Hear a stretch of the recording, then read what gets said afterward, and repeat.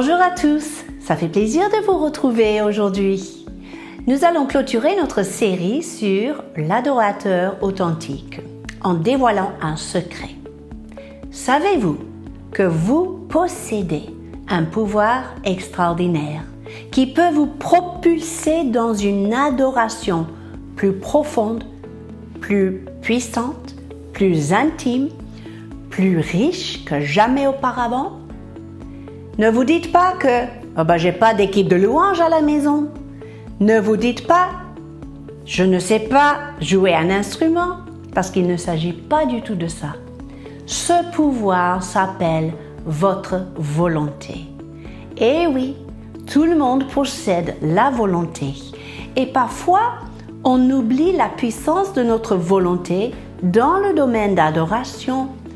On a créé une culture qui parfois est très basée sur les supports, les paroles projetées sur un écran, ou une excellente équipe de musiciens, ou des très beaux chantres. Mais ce ne sont pas ces choses-là qui font de vous et moi des adorateurs authentiques. C'est notre vouloir, notre volonté activée, notre volonté mise en pratique d'un cœur décidé pour chercher la face de Dieu, pour offrir à notre Dieu un cadeau. Vous savez, c'est la saison des cadeaux, n'est-ce pas? Alors parfois, quand on choisit un cadeau pour quelqu'un, on pense plus à soi-même, à ce que nous plairait, au lieu d'observer la personne que nous voulons bénir et constater que sont ses préférences.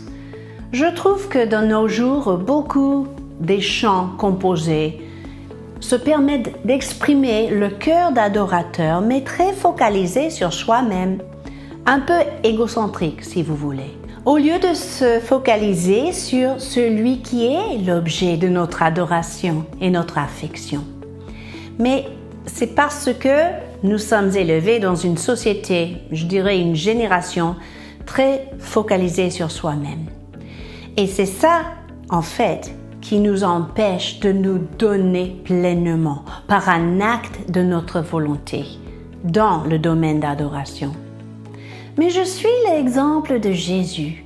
Ses paroles m'ont beaucoup interpellée quand il a dit dans Jean, chapitre 10, versets 17 à 18, « Personne a ôté ma vie, je l'ai donnée moi-même. » D'autres termes, il a fait le choix de se sacrifier pour l'humanité. Il a fait le choix de se donner, de se livrer à la croix de Calvaire.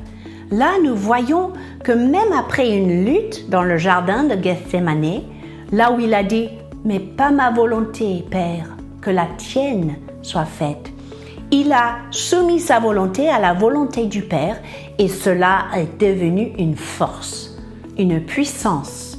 Et cette puissance-là, gardée, clouée à la croix, cette puissance de sa volonté a fait de lui un vainqueur de la mort et du péché. Et quand il est ressuscité, il nous a montré par son exemple la puissance ou le pouvoir de notre volonté. La Bible nous dit « Approchez-vous de Dieu et il s'approchera de vous. » Mais qu'est-ce qu'on fait? On veut que Dieu vienne et on chante « Seigneur, viens, Esprit, viens ». Mais on a oublié la clé, c'est dans notre volonté de nous approcher de Dieu lui-même, à nous de prendre le premier pas et de le chercher.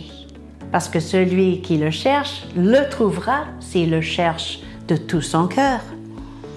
Si nous nous approchons de Dieu d'un cœur sincère, nous ne serons jamais déçus.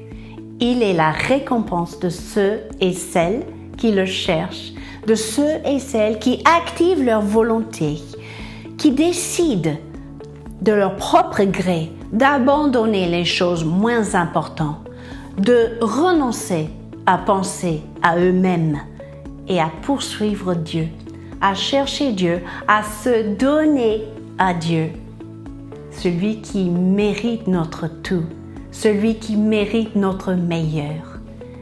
Nous voulons clôturer cette série avec cette pensée justement. C'est notre volonté qui va nous propulser dans une autre expérience avec Dieu.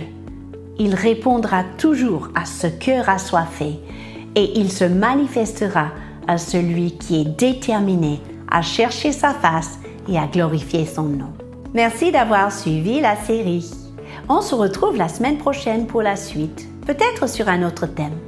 Et parlant des thèmes, n'hésitez pas à laisser dans les commentaires vos propositions des sujets qui vous intéressent. À la semaine prochaine!